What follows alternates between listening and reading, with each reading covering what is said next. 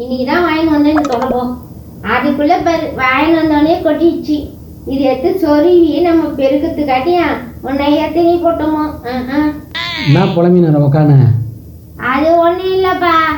இந்த தொடப்பத்தை இன்னைக்கு தான் போய் வாங்கின்னு வந்தேன்.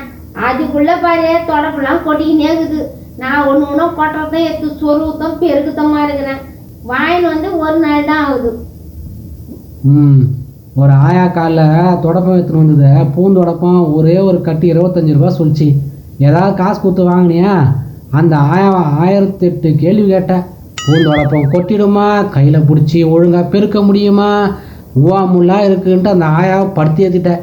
அதுக்கு வயசாகி போச்சு. இன்னும் ஒரு வாரம் இருக்குமோ 10 நாள் இருக்குமோ தெரில.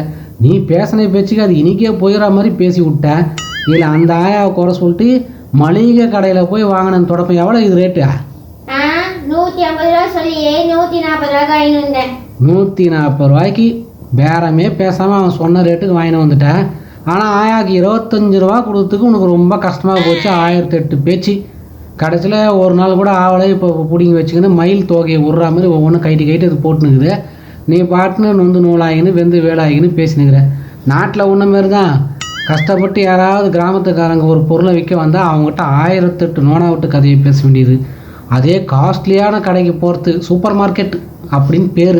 அதில் போயிட்டு அவன் என்ன சொன்னாலும் அப்படியே கம்முன்னு ஷோகேஸ் பொம்மை மாதிரி வாய முடிக்கின்னு அவன் எதை சொன்னாலும் அந்த காசை கொடுத்து வாங்கின்னு வந்துட வேண்டியது.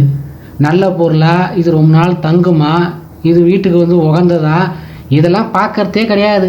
ஆனால் வீடு தேடி சில்லறை வியாபாரிங்க ஆனால் வரட்டும் பனங்கிழங்கு விற்கிறவங்க, பூண்டு விற்கிறவங்க, வெங்காயம் விற்கிறவங்க, தக்காளி விற்கிறவங்க, இது மாதிரி தொடப்பம் விற்கிற ஆயா, மாங்காய் விற்கிற ஆயாலாம் வீட்டுக்கு வந்தால் மணிக்கணக்காக அவங்கள கலாய்ச்சி வாங்குறீங்களோ இல்லையோ கிண்டல் அடித்து அவங்க மனசை நோக்கடிச்சு திருப்பி அனுப்பிச்சிருது. நீ சொல்லிட்டான்ப்பா பாவம் அந்த ஆயாவை நான் எவ்வளோ கஷ்டப்பட்டணுமோ தெரியல.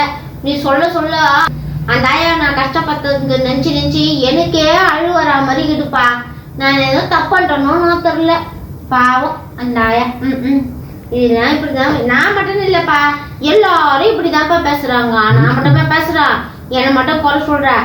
நானாச்சும் நீ சொன்னோடனே திருந்துட்டான். நிறைய பேர் இதெல்லாம் கண்டுக்காம இன்னும் போய் தான் பாருங்கிறாங்க. என்னை மட்டும் என்ன பண்ண சொல்ற? இப்படிலாம் பேசுறதுனால யாரும் மதிக்க மாட்டேன்றாங்கப்பா. சொன்ன வேலைக்கு கம்மி வாங்கி வந்துட்டா என்ன திரும்ப நினைக்கிறாங்க? சொன்ன வேலைக்கு வாங்கி போயிடுச்சே, இது கம்மி பண்ணி கூட கேட்க தெரியல. சரியான இழுச்சவையா இருக்குமோ அப்படின்னு நம்மளையும் கிண்டலாம் கேலியா பாக்குறாங்கப்பா. அதுக்கு நான் ஒரு 4 வார்த்தை கேட்டுட்டேன். அதுக்கப்புறமா அங்கலான்ட்டு நான் கேட்கறது. அது தெரியாம என்ன மட்டுமே குறை சொல்லின்னு இருக்காதப்பா. சரி இப்பயாச்சும் திருந்தனீங்க. இனிமே யார் வந்தாலும் ரொம்ப கேள்விலாம் என்கிட்ட கஷ்டப்படுத்தாத. நல்ல பொருளாக இருந்தால் காசு கொடுத்து வாங்கிக்கோ. தேவையில்லாத பொருளை போய் காசு கொடுத்து வாங்கி இப்படி ஏமாந்து புலம்பி நிற்காத. நீ திருந்தினா மாதிரி ஒவ்வொருத்தனும் திருந்துவானுங்க. விடு.